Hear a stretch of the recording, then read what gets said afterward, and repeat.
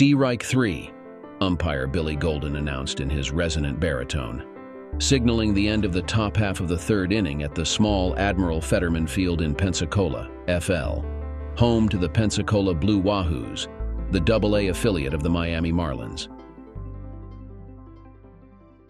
Following orders from above, Scout Sam Casper sat in his usual spot at the Admiral to monitor the progress of the Marlins' #1 draft pick from 2 years ago, Davey Golden Eagle Boyd.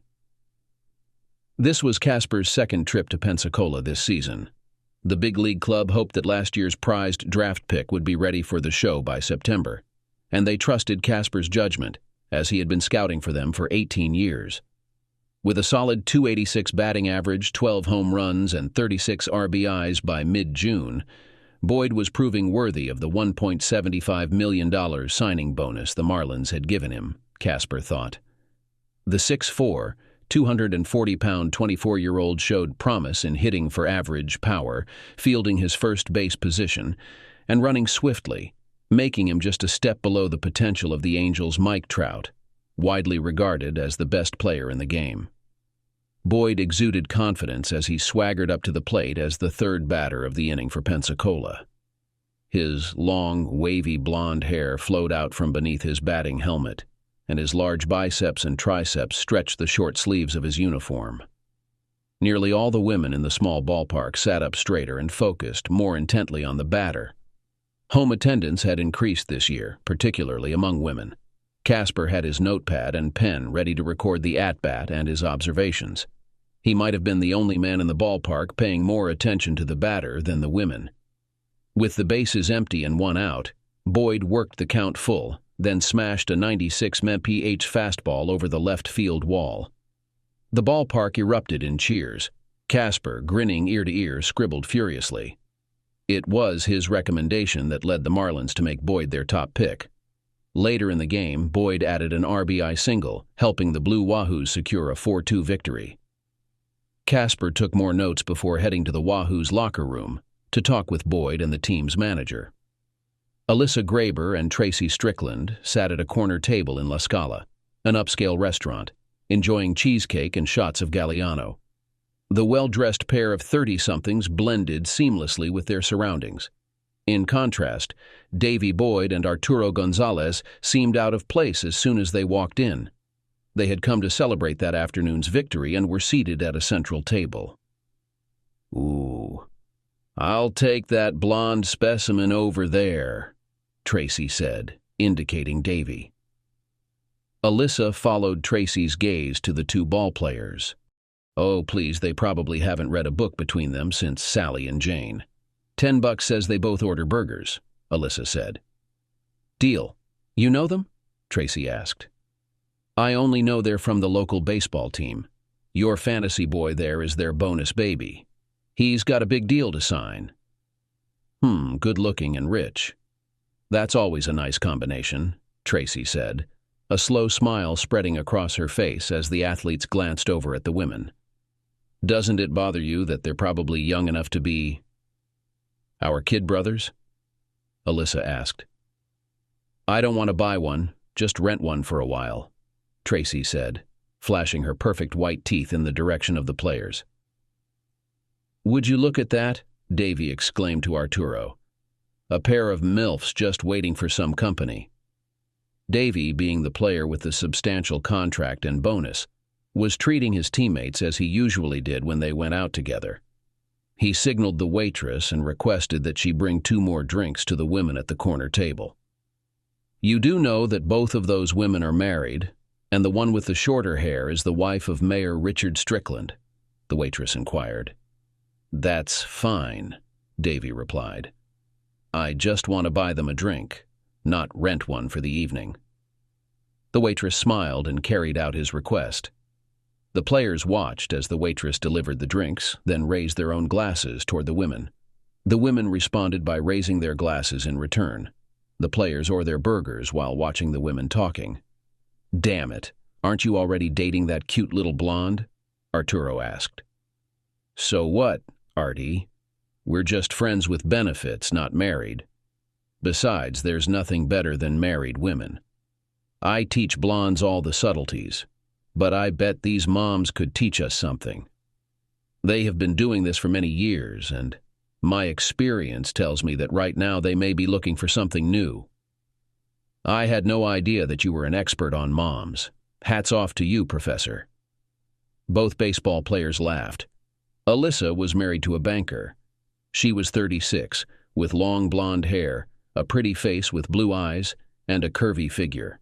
Her companion at the table was 35, with shoulder-length dark brown hair, a modest chest, and a round bubble butt under her slightly too short skirt. The mayor's wife knew she still had what it took to attract men and wasn't as shy about flaunting it as the mayor would have preferred. "By the way, you owe me $10, Alyssa pointed out. The players finished their burgers before approaching the women's table. "Would you two like some company for a while?" Davey asked. "Who do you have in mind for us?" Tracy responded sassily. Davey paused only briefly before replying. He was adept at banter with women and recognized Tracy's response as the opening move. He decided Arturo could engage with the quieter one. "Well, since you're the one with the sharp tongue, I thought I'd pair with you. Arturo here is more of a gentleman. I think he'd be good company for your friend. By the way, I'm Davey. Arturo and I play for the Blue Wahoos, the AA baseball team in town. I'm Tracy, and my friend is Alyssa. I guess we can manage some intelligent conversation for a while if you can keep up. Arturo looks like he can handle that. Maybe he can cover for both of you." "Wow. Ouch," Davey said. The four of them enjoyed each other's company over a second drink and spent about 2 hours together. Before parting ways, Davey asked for Tracy's phone number and she gave it to him. "Did you really just give him your number?" Alyssa asked, surprised. "Do you remember that you're married?" "A bit of flirting, maybe a little more. Won't hurt anyone. I can tell he's a player. I'm just going to play along with him for a bit," Tracy laughed. "As long as you know what you're doing," Alyssa remarked. As they headed in the other direction, Arturo asked Davey, "Are you ditching Blondie?" "Why would you think I'd do something stupid like that?" Davey replied. "It's not like Blondie and Tracy run in the same circles or anything." "As long as you know what you're doing," Arturo said. Blondie, as two Wahoo players called her, was actually a 20-year-old Pensacola native named Jenna Wyatt. She showed up outside the team's locker room after the season opener, and she and Davey have been a couple ever since. They've been intimate 2 or 3 times a week for the last month. Jenna was far from an innocent little town girl. Despite the fact that she graduated from high school just 2 years ago, the number of her partners was already in double digits. She was a young woman with a great appetite and was not shy about getting what she wanted. Right now, she needed the best baseball player in town. The day after the game, Jenna was waiting for Davey, dressed in a tight black short-sleeved blouse and skinny jeans which, as Davey noticed, emphasized her slender figure. They left the park together, bought pizza, and headed to the house that Davey rented. After finishing their pizza and having a couple of beers, Davey and Jenna headed to the master bedroom to the huge bed. Halfway there, Davey stared into Jenna's brown eyes and kissed her. Jenna's knees buckled as Davey gently laid her on her back on the bed. When they finished the session, Davey pulled back slightly to catch his breath. When his breathing steadied, Davey grabbed a towel from the bathroom to wipe his face, and then went to the kitchen for 2 more beers. They leisurely drank a cold beer before returning to bed for the second round. At first, Tracy didn't recognize the phone number displayed on her phone. Then she remembered giving her number to that young ball player 4 days ago. She laughed out loud, thinking he wouldn't actually call, knowing she was married. He was either incredibly bold or incredibly foolish, she mused as she pressed the answer button. "Davey, how have you been?" Tracy greeted in her sweetest tone. "I've been pretty good, Tracy. I was just sitting here in my room thinking about tonight's game when you crossed my mind, so I decided to call." "Are you at home or traveling?" Tracy asked, surprising Davey with her knowledge of road trips. From their conversation the other night, Davey had the impression she knew little about the sport and cared even less for it. "We're in Birmingham. We'll be back home in a few days." I was hoping we could grab a quick dessert and drink Thursday evening if you're free. You can bring your husband if you'd like. I'd love to meet the mayor. Never met one officially before. I bet you two make quite the power couple." Tracy detected a hint of sarcasm in Davey's voice. She knew he didn't want her husband to join them, but she was impressed that Davey was smart enough to play along. Tracy was intrigued. "He's got a council meeting on Thursday night, but I'd be pleased to join you, young man," Tracy replied, adding the identifier as her way of playing along. The two got to know each other better over glasses of amaretto di Serrano and slices of cheesecake. Tracy kept the conversation neutral, letting Davey steer the direction of the evening. After about 20 minutes, he shifted the conversation to a more intimate topic. "You're a beautiful woman. Doesn't your husband mind that you occasionally meet men for drinks?" Davey asked. "Sometimes I meet men, sometimes I meet women. I have a diverse group of friends in my social circle. My husband knows that. He also knows he can trust me, despite the fact that I'm a bit of a flirt." "A bit of a flirt?" Davey remarked. "I'd take a bit of a flirt. How far does that flirting go?" "How far would you like it to go?" Tracy responded. A grin gradually spread across Davey's face as he reached across the table with both hands, and Tracy placed her hands in his. From a table near the back of Starbucks, Evan McComb watched the cute blonde bounce her way to the counter. He noticed the light freckles on her turned-up nose and the sparkle in her hazel eyes. He also observed that her miniskirt only reached halfway down her shapely thighs. Knowing she was a regular, he had been waiting for her, and it took him about a month to gather the courage to finally approach her. Evan got up from his table and lingered near the door. As she came closer, he made his move and introduced himself. Initially surprised, the young woman responded positively to his introduction. She had noticed him in the shop before and was impressed with his good looks and how well he wore his suits. They wandered back to Evan's table and talked for about 5 minutes before Jenna mentioned she had to get back to work. Evan handed her his phone so she could add her number to his contacts. Evan practically floated back to his job as an accountant. His co-workers noticed the usually stoic CPA humming as he moved around the office. Around 4 p.m., his boss, Phil Cunningham, walked into Evan's office and asked if he had won the lottery. "I got the phone number of the future Mrs. Evan McComb earlier today," Evan declared. Phil had been Evan's boss for 2 years. He liked the younger man, but had never heard him speak so optimistically about a relationship with a woman, especially when they hadn't even been on a date yet. Evan called Jenna the next day, and they arranged a dinner date at one of Evan's favorite seafood restaurants for the upcoming Saturday night. Evan gasped loudly when Jenna opened the door of her apartment in her own version of a little black dress. Evan thought she should be very careful when she sat down. "So, should I take this as a sign of approval, or are you having an asthma attack?" Jenna asked. "It's definitely a sign of approval. But now I'm worried because I didn't bring a baseball bat with me to fight off the guys who will molest you." Jenna giggled, and Evan was sure it was the most beautiful sound he'd ever heard. They had a wonderful dinner and an exciting conversation. Naturally, Jenna found herself comparing Evan to Davey all evening.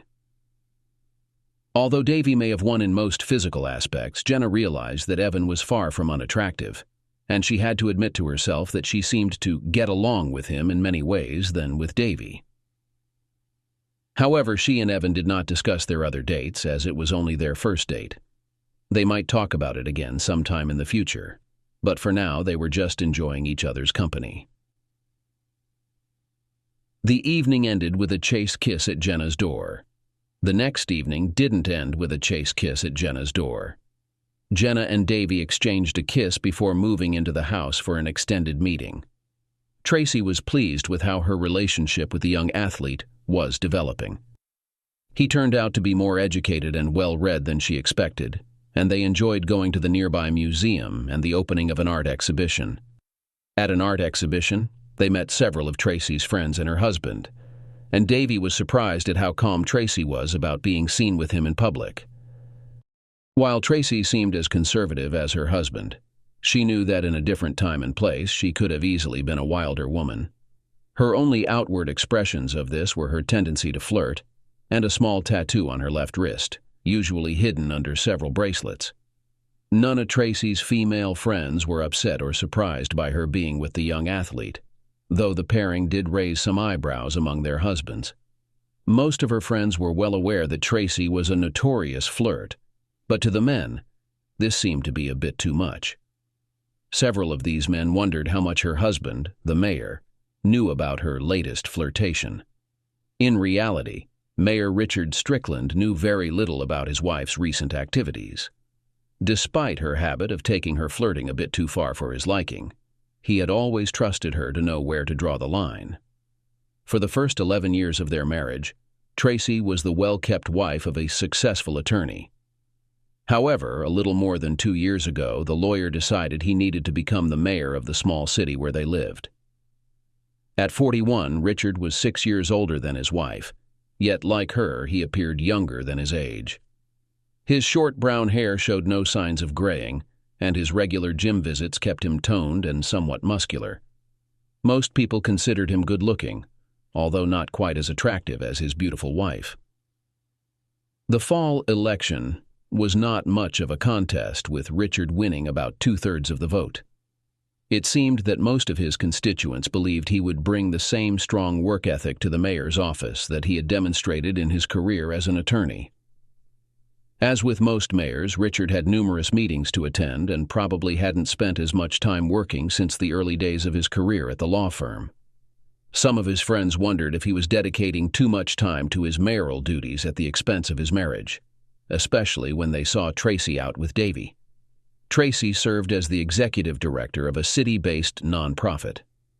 Her job required only about 30 hours per week, allowing her the flexibility to maintain a social life while remaining an active community member. It was common for Tracy to have multiple lunches each week with some of the city's influential business leaders. Recently, Tracy and Davey had started exchanging light kisses in public.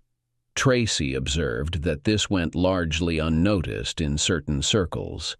She began to feel more comfortable touching Davey's arms and chest as well.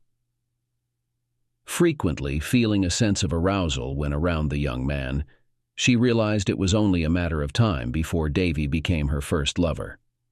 Despite knowing it was wrong, her growing desire for him was diminishing her feelings of guilt. Although she genuinely loved her husband, her intense attraction to Davey led her to rationalize that she deserved this indulgence. Jenna didn't feel guilty lying entwined in Evan's arms after their first night out. Jenna smiled with satisfaction, enjoying a great meeting with 2 different men in a row.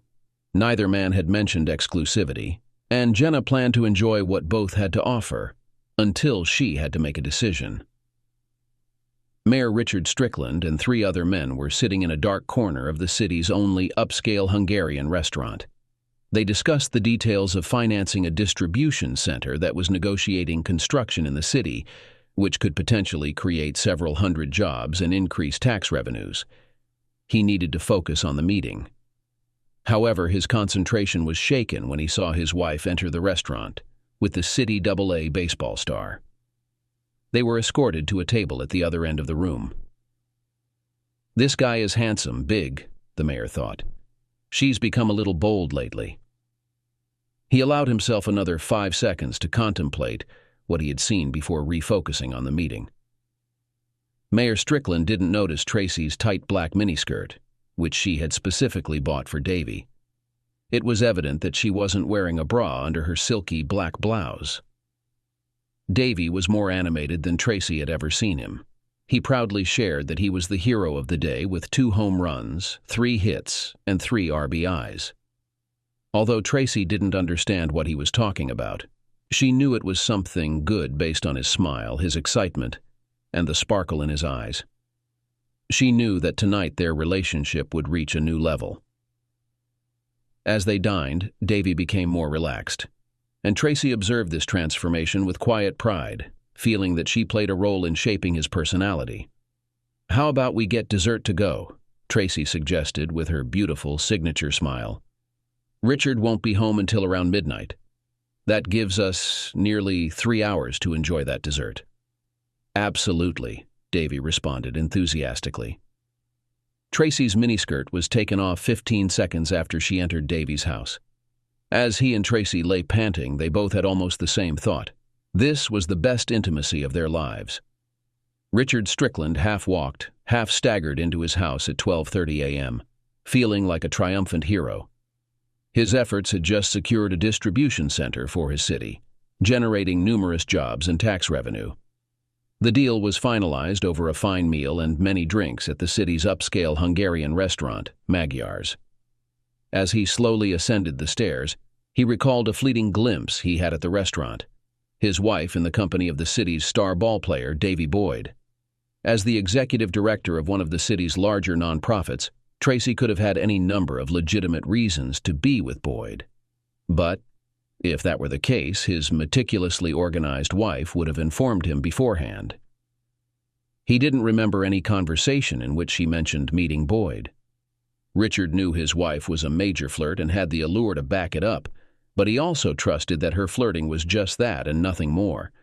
Throughout his 10 years of marriage, he had occasional doubts, but each time he investigated, Tracy had proven to be innocent. He was hoping this time would be no different. Tracy was the most intelligent paralegal Richard had ever employed at his law firm, Atterbury Salerno Strickland, LLP. They began dating a year later and were married a year after that. She left the law firm shortly after they started dating and began working for a non-profit a few months after their marriage. At the time of their marriage, Richard was 31. He had been in 2 previous long-term relationships before Tracy. A handsome and successful lawyer, he had never had difficulty finding women to date. Tracy's flirtatious demeanor occasionally caused tension in their marriage. Richard had often told her that in their social circle her flirting was disrespectful to him. "Come on, Richie. You know I don't mean anything by it. It's just me having some fun," Tracy would say. "Please consider my feelings sometimes, Tracy," Richard would respond. In the darkness of their bedroom, Richard undressed slowly so as not to disturb his wife. He slid under the covers and cuddled up to Tracy, inhaling the scent of her skin and hair. The lingering smell of soap and shampoo indicated she had showered before bed, which was unusual for her. Realizing that his wife was no longer solely his, he turned away, his back to her, and a tear rolled down his cheek as he drifted off to sleep. "So, who are you seeing now, girlfriend?" Shayla Williamson asked her longtime friend, Jenna Wyatt, as they finished their lunch. Jenna blushed deeply, contemplating whether she should reveal to her friend the truth about regularly seeing 2 different guys.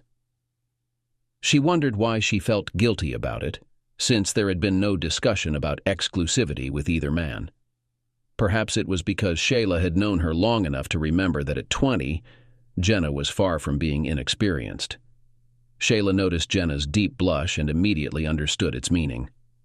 "So it's not about who, but how many," Shayla giggled. "Come on, spill." Jenna looked down at the floor before meeting her friend's gaze. She began telling her about Davey and Evan. "Wait, you're dating that hunky ball player? What's that like?" Shayla asked. "He's everything you see," Jenna replied. "He's big, muscular, wealthy, and very handsome. Plus, he's amazing in bed. But it's the other guy that's got me all mixed up. He's not as big or muscular and he doesn't have the money. But he's also handsome, good in bed. And there's just something about him that excites me in a way Davey doesn't. We can talk about anything and he's just fun to be around.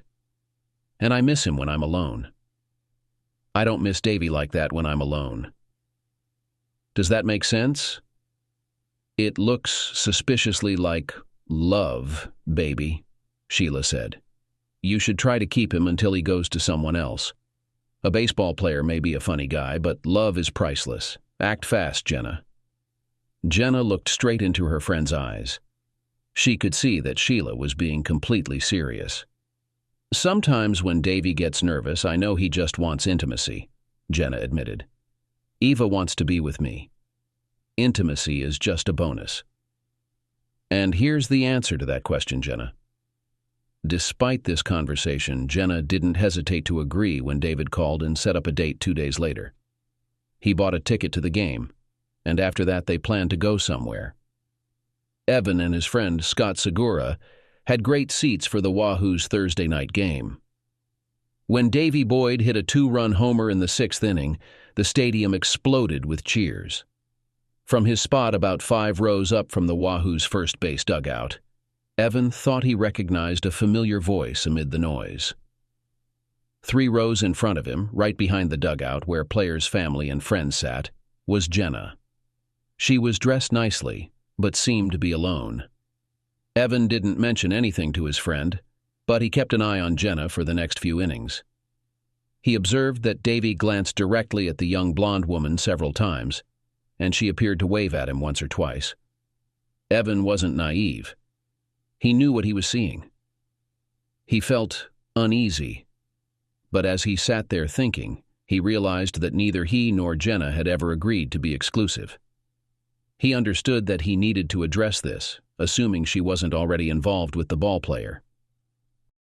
Evan pointed Jenna out to his friend and shared their story up to that point. After the game ended, the 2 men discreetly watched Jenna. When Davey left the ballpark, Jenna nearly leaped into his strong arms, and the 2 got into Davey's new Porsche. Tracy never noticed the unremarkable black sedan that followed her to the parking lot of the Italian restaurant. The driver of the car parked close enough to take a picture of her and see her enter the restaurant, a few minutes before Davey appeared. He opened a thick book by Clive Cussler, knowing that he had at least an hour to read. That evening, dinner for the couple dragged on. They left the restaurant holding hands, then got into their cars and drove to Davey's house. The sedan followed them at a decent distance. The driver took a picture of Tracy as she drove her car into the garage. A few minutes after arriving at the Davis house, Tracy and David went up to his bedroom. There was intimacy again. 3 hours and 120 pages later, Tracy's car departed from Davey's garage. As she drove by, the man in the black sedan snapped photos of her, noting her disheveled hair and smudged makeup. He then drove to Mayor Richard Strickland's office, waiting for the council meeting to end before entering. Mark Garton, private investigator, waited until the mayor was alone before knocking on his office door. The mayor greeted him as he entered. "The bedroom is on the 2nd floor, so I couldn't take a picture of them together. But judging by her appearance before and after visiting the player's house, only a naive or overly conservative person would doubt that they were close. And considering what you've mentioned about her late showers, it seems clear to me." "Thank you, Mr. Garton," Mayor Strickland said, handing the private investigator a check for his services. After the investigator left the office, the mayor buried his face in his hands and wept uncontrollably. The next morning's breakfast at the Stricklands' home was subdued, despite Tracy's cheerful demeanor as she hummed while preparing food in the kitchen. Richard, however, appeared distressed as he sat at the kitchen table. "You don't look so well, dear. There's some Alka-Seltzer in the bathroom if your stomach is upset," Tracy offered. The mayor, on the other hand, mused to himself that a gun from his safe might also help improve his mood. Tracy remained oblivious to the fact that the mayor was well aware of her activities. She had always considered herself more intelligent than her husband, underestimating that his passive nature didn't reflect his intelligence. Tracy thought she truly loved her husband, but believed she deserved her affair with the young ballplayer. She found her husband satisfactory in bed, but Davey was a significant upgrade, and she felt she deserved it. Though she was aware her actions were morally wrong, the pleasure she experienced overshadowed any guilt. It was a banal situation when the butcher's business was reduced solely to magnificent intimacy. Once it ended, she planned to return to being the affectionate wife. Richard observed his wife cheerfully moving around the kitchen and humming with growing frustration. He noted that they'd not had an intimate relationship for about a month. whereas before they had engaged in intimacy 2 or 3 times a week, and he did not expect any problems in this area. As in many families, family life largely depended on the preferences of the wife. Before the wedding, the couple did not have a detailed conversation about whether to have children. However, about 2 years after they got married, Tracy decided that she no longer wanted to have children. Despite several heated discussions about this, Tracy's wishes prevailed, and Richard had a vasectomy. Meanwhile, Jenna, combining her work and dating 2 men at the same time, did not notice that Evan had not been in touch for a week. It wasn't until she had contact with Davey the following week that she realized she hadn't heard from Evan. Davey noticed that Jenna was suddenly distracted. "May she rest in peace." "Come in, Jenna," Davey called from behind her. "Hello," Davey repeated. However, as soon as she came to her senses, her thoughts returned to Evan and her friend's warning. When Jenna got home, it was too late to call Evan, but she called the next day during her lunch break. This was the first time she needed to call a young accountant. "Did I do something wrong, Evan?" Jenna asked when he answered after the 3rd ring. Evan carefully considered his 2 choices. Confront Jenna about her relationship with Davey, or simply let things be. There was a brief pause on the line, lasting about 10 seconds. "Jenna, I know you're seeing both me and that star baseball player. We haven't discussed exclusivity, but I can't accept you dating. And I suspect sleeping with 2 guys at once. I might not have his wealth or ruggedness, but I want to be the only one in your life. I want to see if there's something more between us." Although Evan couldn't see Jenna, he could imagine her surprise. After a moment of hesitation, she responded with a hesitant yes. "How about we celebrate our new arrangement this Saturday night?" Evan suggested. Jenna didn't hesitate this time, replying eagerly, "Yes, yes, yes." A few days later, Davey asked Jenna out on a date, but she politely declined, explaining that she was now exclusively seeing someone else. "Well, that's great for you, but that shouldn't affect us, right?" Davey said. "I mean, we weren't aiming to be Brad and Angelina, we were just having some fun. Can't we keep that going while you're with this guy?" "I'm sorry, Davey. Evan's not that kind of person," Jenna replied, "and I won't cheat when I've committed to someone. I've enjoyed our time together, but I guess it's over." "All right, but if you ever reconsider, you've got my number. Take care, Davey. I wish you a successful career." Sam Casper had the honor of informing Davey about his September call-up to the Major League Miami Marlins. He arrived at Fetterman Field a few minutes before the game one afternoon in late August. "Hey, Bubba, my name is Opportunity and I'm knocking," Sam said as he approached Davey in the Wahoo's locker room. "Seriously, Mr. K?" Davey asked with excitement. The older man smiled and nodded. "Hell yeah, I'm all in!" Davey shouted as his teammates gathered around to congratulate him. The next day, Davey's call-up was covered in the local news. Richard Strickland read the article with interest. Though he still loved his wife, he was uncertain about his next steps. He decided to reach out to his former law firm partner, Rick Salerno. A week after Davey was called up to the national team, Tracy's hormones went through the roof. For the past 6 weeks, she had been in a relationship with a baseball player 2 or 3 times a week, and the sudden absence was starting to take its toll. Upon hearing that her husband was in his office, Tracy realized that it had been quite a long time since they had last been close. She tried to remember the last time they had been intimate, and realized that it was before she started having an affair with Davey. Tracy remembered that she and Richard had once had a vibrant bed life. When did this change? When was the last time they hugged? Had she really become so detached? For the first time since their romance began, Tracy felt a pang of guilt. Meanwhile, in Miami, Davey missed the regular intimacy he enjoyed with both Tracy and Jenna. Major league pitchers dominated him, and he was still hesitant to date new women. "Hi, baby. Could you take a couple of days off? I really miss what we had," Davey said when Tracy picked up the phone. "Oh my God, Davey, I've missed you so much," Tracy practically exclaimed. "Just tell me when and I'll come."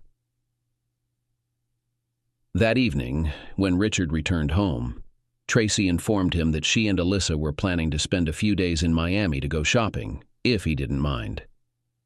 This was Tracy's request, which Richard had repeatedly agreed to over the years.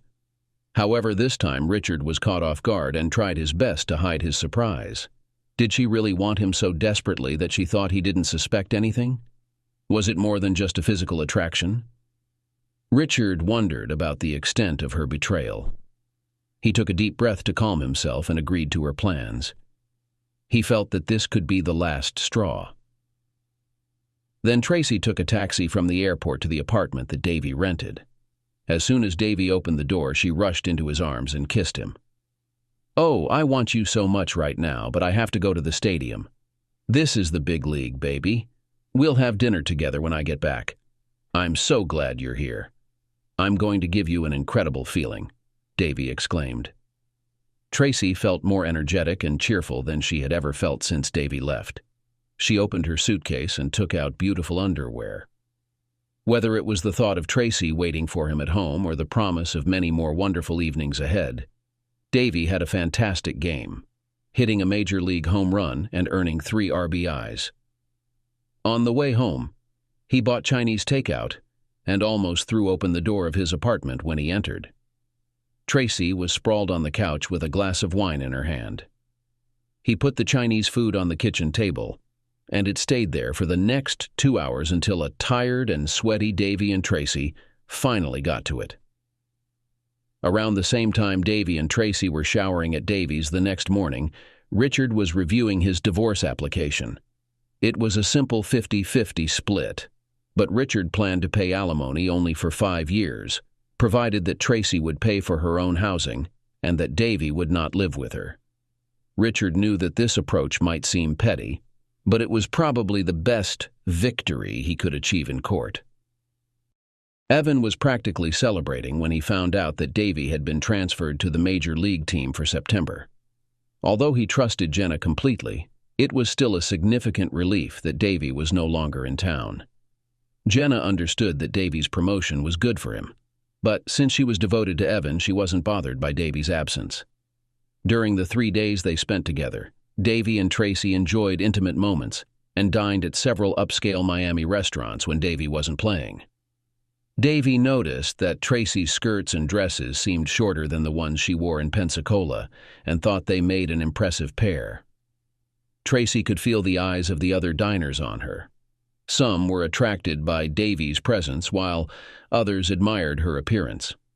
She had to admit that life in Miami seemed much more glamorous to her than in Pensacola. Tracy felt a sense of relief as her taxi neared her dimly lit home. She hoped she wouldn't have to engage in much conversation with her husband until the next morning.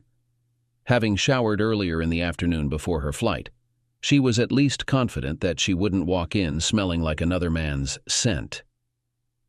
Meanwhile, Richard sat in the darkened living room, a tumbler of bourbon in hand, observing from the shadows as the taxi's occupant retrieved her bag from the driver in the driveway. He watched as she climbed the 2 steps to the front door, paused for a moment, then inserted her key and entered the house, oblivious to his intense gaze. "Did you need to get yourself pumped up for your dull old husband after 3 days with your millionaire ballplayer?" Richard asked, his voice firm but low. Tracy jumped, startled by the realization that someone was home in the darkened house. I, Tracy stammered, unable to form a coherent response. After recoiling by about a foot, she stood frozen in place, barely able to make out her husband in the darkness. Besides being taken aback by his presence and his accusation, she was also stunned by his use of profanity directed at her. He had never used such language with her before. "I know exactly what you're thinking," he continued. "You're wondering how your clueless, naive husband discovered your trip, or even your affair." Richard took a sip of his drink as Tracy watched him in the dim light. Despite the fact that she and others often viewed her as more intelligent than her husband, she was completely caught off guard and at a loss for words. "Don't worry, Alyssa didn't betray you," Richard retorted. "I knew you were going alone, but to double-check I called her house. When Glenn answered, I asked to speak to Alyssa, and he nearly fell over trying to avoid lying while telling me she wasn't home. That's the trouble with using a woman with an honest husband as your cover. I asked him not to inform Alyssa about my call so she wouldn't warn you. He felt he had to keep my call a secret. Tracy gasped quietly. Not knowing exactly how much Richard knew, she realized that any defense she might offer wouldn't be wise. Silence was her best option. Richard was aware of that, but the longer she remained silent, the angrier he grew. When did you lose respect for me, huh? When did you stop loving me? Richard spat out. I've never stopped loving you, Richard. This isn't about love. Well, maybe a little bit, if I'm being honest. Wow, honesty. What a novel idea, Richard yelled at his wife. Richard took another swig of his bourbon. Tracy put down her suitcase and sat in a chair. Is it all right if I turn on a light? I'd like to see you while we talk, Tracy asked. No, you just want to see my eyes to gauge whether I buy any of your lies, Richard retorted. Be careful. At this point, I know most of your game. The only thing I'm still missing is why. I'm not sure if I can really answer that for you, Tracy replied. Richie, you know I like to flirt. We've discussed this before. You were always worried that I might cross the line, and I promised I wouldn't. But I was wrong. There's something about him that got to me, Richie. I can't explain it. He was both magnetic and charming, with the definite, I don't know what it is. And there was intimacy. Incredible. As soon as it became commonplace, I discovered that he was more than just an athlete. He has brains that match his muscles and talent. I guess I got a little carried away. A little carried away, Tracy? More like he's head over heels in love, Richard put in, disappointed. Meanwhile, you and I haven't had an intimate relationship for about 3 months. You don't like me anymore, but you can't get away from this guy. And then there was last weekend. Did you even go to the game this weekend, or was it all about intimacy? Do you have to be so harsh, Richard? Tracy replied, trying to remember the last time they had been intimate. She looked up and saw Richard staring at her. I was never harsh when you were my wife. But now that you're with him, I see no reason to hold back, Richard said. I'm still your wife, Richard. We need to talk and figure this out, Tracy insisted. No, we don't need to talk, Richard said. I've already figured it all out. I thought about it while you were with him. Really, Richie? Just go away, Tracy. Tracy rolled her eyes and bit her lip, but this time she chose not to say anything. So, Richard, what have you figured out? How do you envision this playing out? Well, tomorrow you'll receive the divorce papers. You'll sign them, and in about 30 days or so, you'll be free to be with your new partner permanently, while I regain a bit of my self-respect. That's definitely not how I see this unfolding, Richard. I'm confident we can work this out. Yes, I made a mistake, but that doesn't mean we need to resort to extreme measures. Let's take a step back and reconsider. What we have here is a failure to communicate, Richard said, mimicking Strother Martin's famous line from the movie, Cool Hand Luke. Tracy looked at Richard in shock. The usually polite, quiet, and steady Richard seemed to be treating the prospect of divorce with an unsettlingly light-hearted attitude. She wondered what was going on with him. Richard had moved his belongings to the couple's guest room, went upstairs, and locked the door behind him.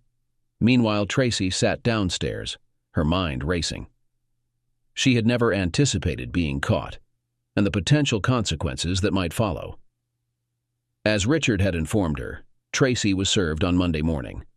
Despite his prior warning, she was quite sure he would have called it off. The fact that he followed through with it made Tracy more than a little anxious. The events of the past 2 days had revealed a side of Richard she had never seen before. Richard immersed himself in his mayoral duties over the next few days as a way to cope. It wasn't very difficult for him, though, since he genuinely enjoyed being the city's mayor. Tracy, on the other hand, struggled to cope with what was happening in her life. She spent the rest of Monday in a daze, and things didn't improve much in the following days. On Thursday around noon, she received a call from Davey. "Hey, beautiful, how are things? Miss me?" he asked. Tracy's heart raced when she first heard Davey's voice, but reality quickly set in. "Richard knows about us and has for some time," she replied flatly. "He knows about our weekend affair, too. I got served on Monday." "Richard, as in your husband?" Davey asked almost rhetorically. He went silent as his mind started to race. "Juai since he knows." "Why don't you come down here and stay with me full-time now?" Davey suggested. "In a few weeks, we'll be back in Pensacola anyway, at least for the winter. Then we'll either get a place in Miami or Jacksonville, depending on where I'll be next season." Now it was Tracy's turn to fall silent. "That's absolutely the right answer," she finally exclaimed with enthusiasm. "How about I come back to Miami on Saturday?" "Great, baby. I'll see you then. Just text me the details." Tracy put her phone away and sat quietly. In the span of a minute, she admitted to herself that while she might still love her husband, her feelings for Davey had grown strong enough that she was going to leave Richard for the young ball player.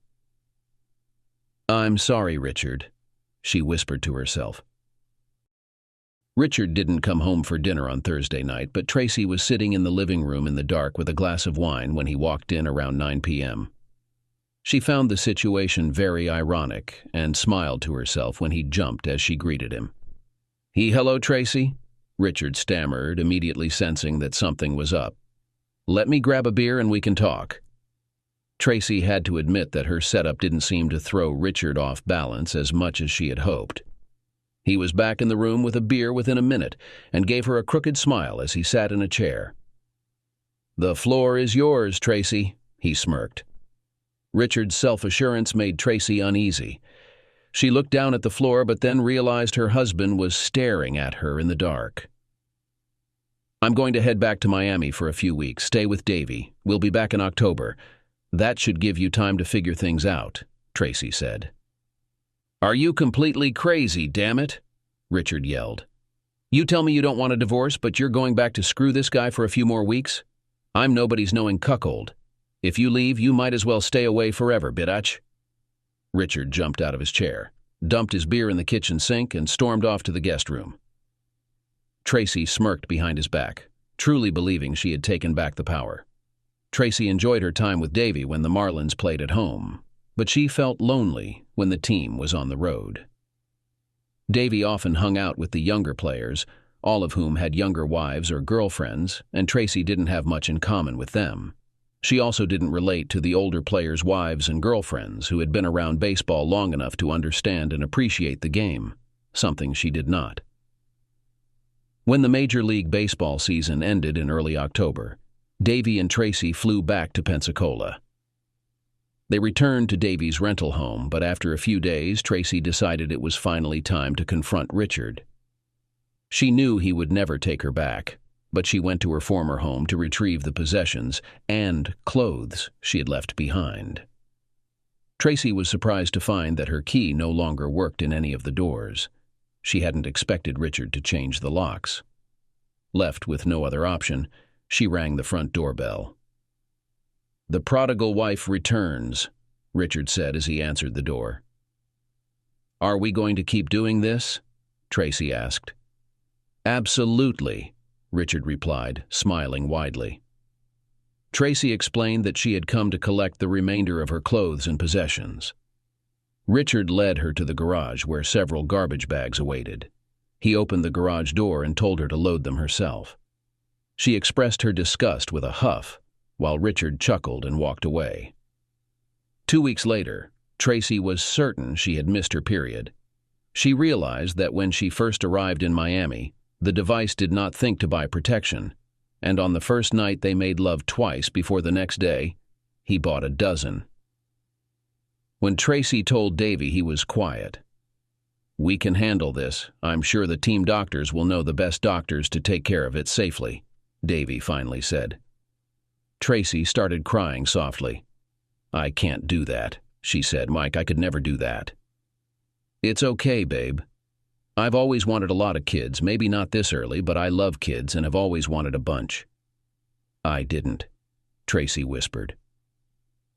Tracy was 4 months pregnant when she and Richard finalized their divorce. He hadn't seen her since she moved in with Davey and didn't know she was pregnant. His face showed shock when he saw her. New respect to your lover, Tracy. You never wanted kids with me, but he must be that much more of a man. Well, I guess I can't say you went off half-cocked now, can I? Tracy blushed deeply but said nothing. Richard's attorney quickly noted that putting Richard's name on the birth certificate would be perjury. Davey knows it's his and has already committed to paying for the birth and the child, Tracy said quietly. Davey was promoted to AAA Jacksonville for the next season. Since Tracy would be more than 7 months pregnant by the time the AAA season started, they decided she should stay in Pensacola until after the baby was born. Davey got a small apartment in Jacksonville for the times he couldn't make it home between games when the team was at home. On June 27th, Pensacola woke up to a bright and sunny day. Around midday, Tracy's water broke. As planned, she called her friend Alyssa to take her to Baptist Hospital. She called Davey on the way, and he informed his manager before starting the approximately 5-hour drive. At 10:47 p.m., Evan and Jenna welcomed their daughter into the world after a 6-hour labor.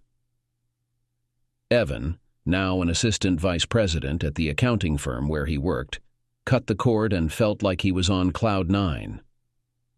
Dr. Leslie Scott congratulated the couple but had to leave quickly because she had another baby to deliver. She walked down the hall to where baseball star Davey Boyd and his girlfriend, Tracy Strickland, were preparing to welcome their first child. Dr. Scott liked the young athlete and his older girlfriend.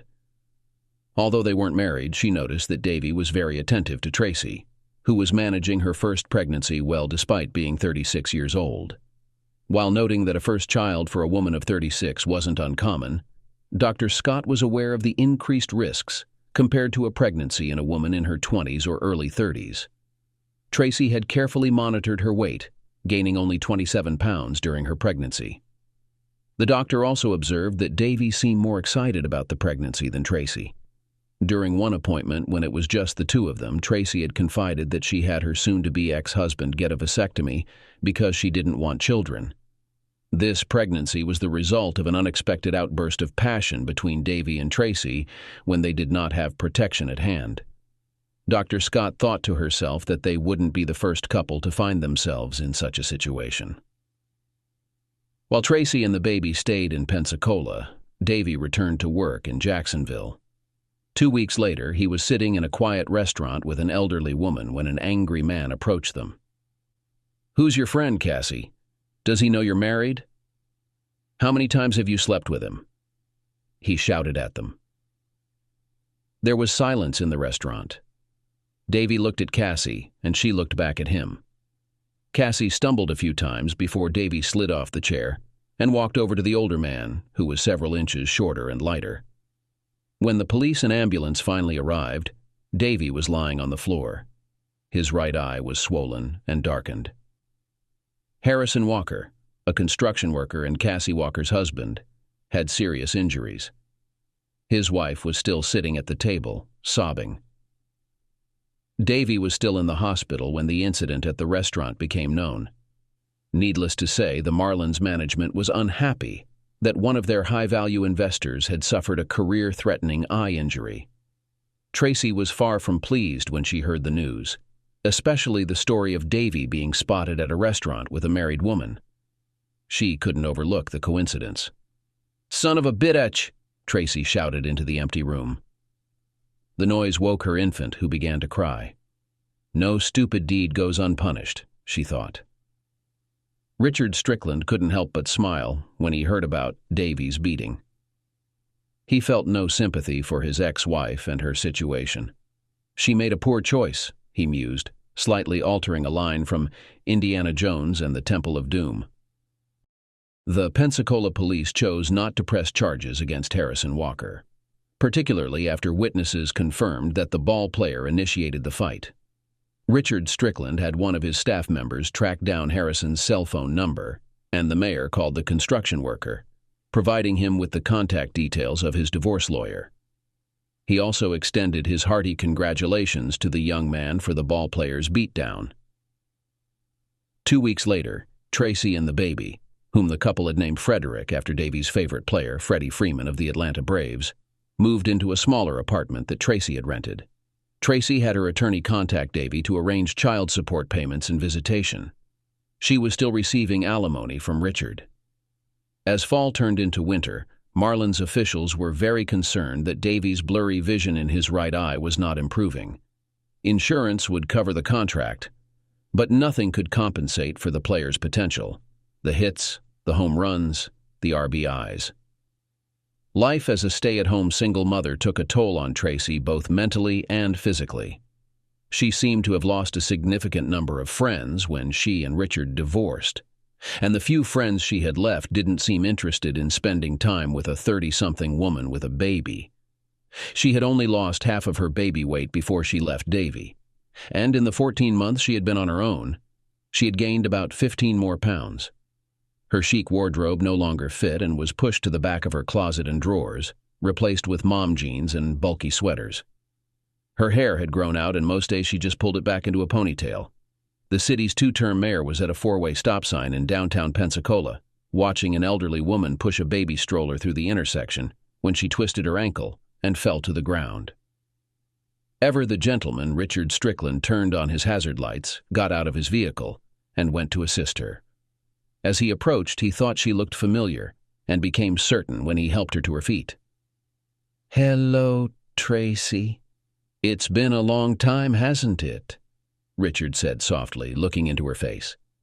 In shock from her fall, Tracy hadn't recognized the stranger who came to her aid. It was his voice that revealed his identity, making her take a closer look at her Good Samaritan. He resembled an older version of her former husband. Gray streaked his hair, and lines were etched into his forehead and around his eyes. His eyes no longer shone brightly, but had a somewhat hollow look despite the small smile he gave her. "Thank you for the hand, Richard. I guess I've gotten clumsy in my old age," Tracy replied. "If you're old, then I must be ancient. Remember, I'm 5 years older than you. Let me pull my car over, and I'll give you and the little one a ride home." Tracy waited while Richard parked his car. When he returned, Tracy told him that she was healthy enough to walk home, but if he had the time, she wouldn't mind sitting down with him for a cup of coffee at the cafe just half a block away. Richard thought the look in her eyes was more pleading than asking, so he nodded in agreement. As they walked the short distance to the cafe, Tracy pushed the stroller ahead of them. Richard's mind was racing as they walked. He looked at the child's face and sadly thought that in another life this could have been their child. He shook his head to clear that thought, and Tracy gave him a quick sideways glance as he did. For a moment, Richard pushed aside that thought and struggled to believe that the woman walking beside him was his ex-wife. Although it had only been 3 years since their divorce, Tracy appeared to have aged by at least 2 decades. At first glance, Richard thought she might be the child's grandmother, perhaps around 50 or 55. She bore only a faint resemblance to the Tracy who had once been his wife. Richard ordered a coffee for himself, a salted caramel latte for Tracy, and warm milk for the baby. He had to admit the child was quite attractive, taking after both parents. "You remembered. How thoughtful," Tracy said, as she sampled her latte. Richard felt a bit embarrassed. He had ordered on autopilot, driven by habit. "So, how have you been, Tracy? If it's not too forward, are you seeing anyone?" Tracy understood that Richard's inquiry was not prying, but simply an expression of his inherent kindness. "I haven't been out with anyone since I ended things with Davey," Tracy said softly. "It was quite a shock for me. I guess karma really does come around, and it gave me a taste of my own medicine. Yes, it was painful. Perhaps it gives you a bit of satisfaction." Tracy's voice faltered as tears welled up in her eyes. Richard remained silent, though he might have once taken satisfaction in her distress. After 3 years, his anger had lessened, replaced by a deep sadness rather than a desire for revenge. "I'm truly sorry to hear that, Tracy. I really mean it. I don't harbor any hatred towards you anymore. If anything, I feel sorry for both of us, for what we lost and what could have been. To this day, I'm still unsure why things turned out this way." "It took me a long time to fully understand, Richard," Tracy confessed. "I kind of lost myself for a while. I think I saw this as an opportunity to indulge a hidden fantasy of mine, being a bad girl. I felt I deserved this and could keep you oblivious, even though I wasn't really hiding anything. I thought I could have it all, but it ended up being a disappointment, and all I got was a metaphorical lousy t-shirt. And in my foolishness, I hurt a good man and cast him aside. I genuinely apologize, Richard." "Well, there's one positive outcome from all this, Tracy. We have a beautiful child, and at least you'll get to experience his growth." Tracy's expression turned remorseful at this.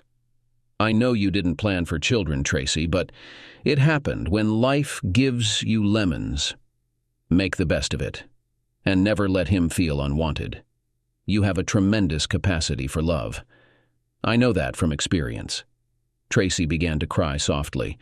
Richard handed her his handkerchief. Tracy thought as she took it. "What about you, Richard? Is there someone special in your life now? Please tell me I haven't tainted your view of women." "At the moment, there's no one, Tracy, but I'm an optimistic person." "You know that," Richard replied. "I might be a bit cautious right now, but I'll recover eventually." Tracy lowered her gaze to the tabletop to hide her guilt from Richard. Richard felt uncomfortable. It was clear he needed to leave. He stood up, but Tracy placed her hand over his to stop him. Recognizing the signal from their long history together, Richard sat back down. "Richard, what do you think? I mean, we're both alone now. I know I made a huge mistake with the best man any woman could hope for. But I promise I wouldn't make that mistake again if you gave me another chance." Tracy raised her eyes and met Richard's gaze. He stared off into the distance for 5 or 10 seconds before showing any emotion, finally furrowing his brow. "God, you have no idea how much I loved you," Richard murmured, making Tracy lean in closer. "I wanted so much to believe that you were just flirting with him when I saw you two at that restaurant. I always knew I wasn't perfect, but I truly believed you loved me, maybe even as much as I loved you. I gave up my chance to have children. I really wanted kids, you knew that. But I gave it up because I loved you. Then you betrayed that love and trust, and now you've gone even further by having a child with that damned ball player. I might not be angry anymore, but forgive and forget? Not in this lifetime, babe." Richard stood up, tousled the baby's hair, and walked away.